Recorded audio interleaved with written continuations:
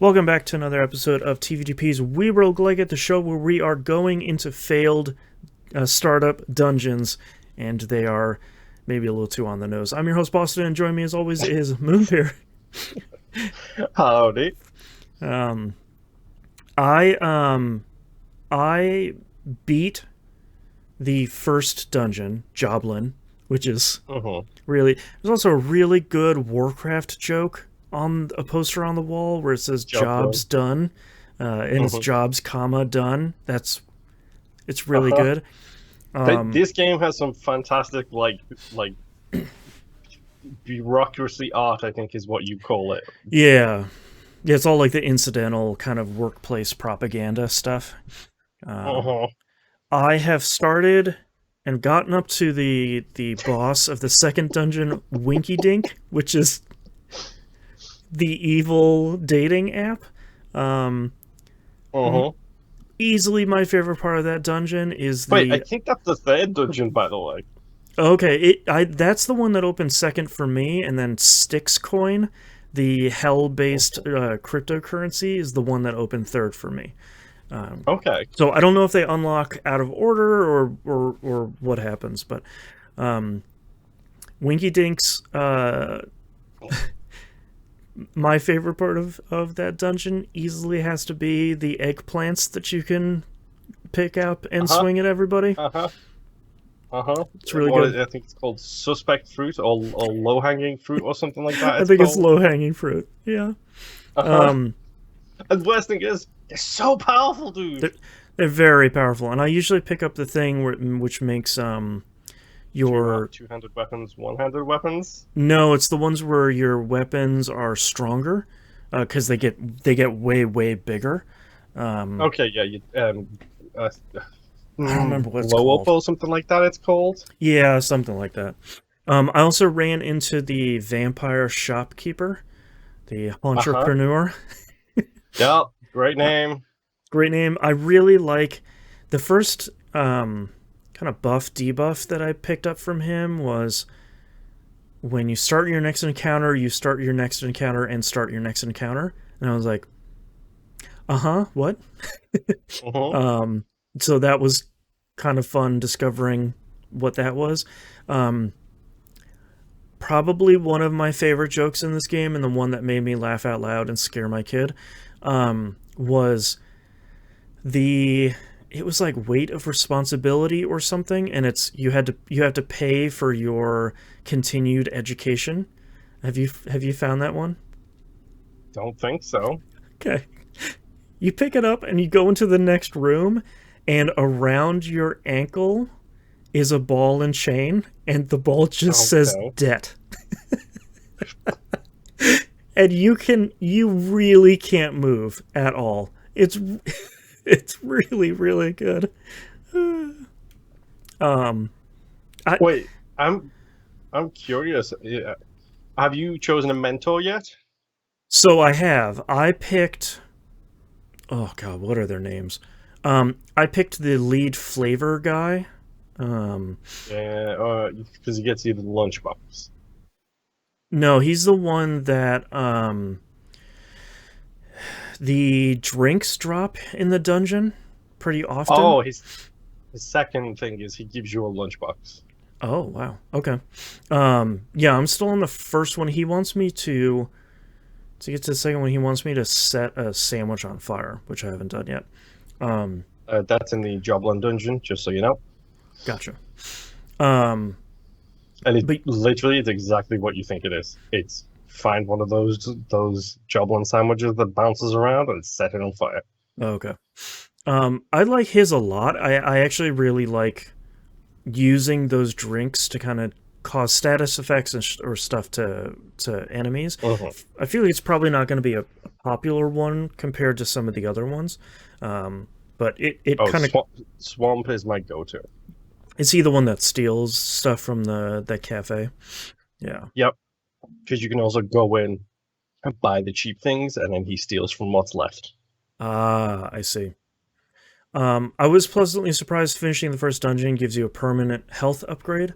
Because 3 hearts, everyone Every dungeon does. Nice. Yeah, I was starting to feel like 3 hearts was maybe a little bit restrictive. So 4 hearts Mhm. makes it feel quite a bit better. Um, I kind of liked the first boss, the Joblin boss. I don't really like the Caffeinated. yeah yeah. I don't really like the Winky Dink boss. Um, Which one's the Winky Dink boss? Hover hands. The two Oh yeah, orange hands.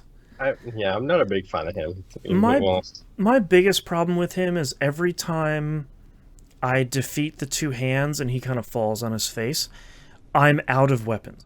So like I'm Yeah, wasting my time going to pick something up to picking hit up a him different once weapon. for 2 damage and then the whole thing repeats. Mhm. So Yeah, um I how do I I'm trying to say this as nice as possible. you're still unsure, I'm guessing.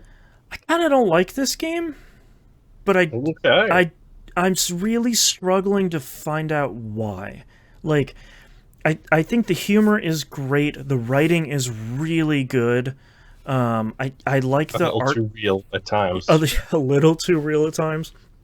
Um, I like the art style a lot. The music is solid. A lot of the weapons are good. A lot of the skills and upgrades are good. But I just feel like I, I'm not I, having I good. think you have the same problem I do, which is Yeah, the combat is not that satisfying. yeah. From like moment to moment of playing it, I kind of I'm kind of just not having that much fun. And it's a real bummer cuz I do really like everything else. And Uh-huh. when you go into a room and you're swinging around like a 12-foot long eggplant and everything is bouncing around and exploding and you can barely tell what's going on, I that Uh-huh. feels pretty good, like that level of chaos. But when you're going in and I don't mind the weapon durability. I wish weapons lasted for a little bit longer. Um, but like when you're going in there and it feels like you're getting juggled by enemies because they don't Uh-huh. always super telegraph what they're gonna do, or like in the Winky Dink dungeon when you run into the succubi that teleport, like sometimes you're just Uh-huh. getting air juggled by 2 or 3 Yeah. enemies, and that sucks. Yeah. So I have good news, bad news. Okay,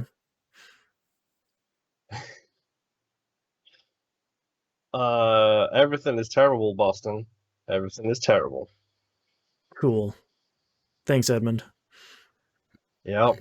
Thanks, Edmund, your influence across all roguelikes ever. So the reason I couldn't remember the hands boss is because I beat the hands boss. Gotcha. I also beat the sticks boss.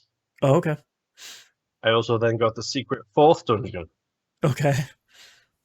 I then also beat the secret fourth dungeon. Nice. And then it turned on everything is terrible. Good.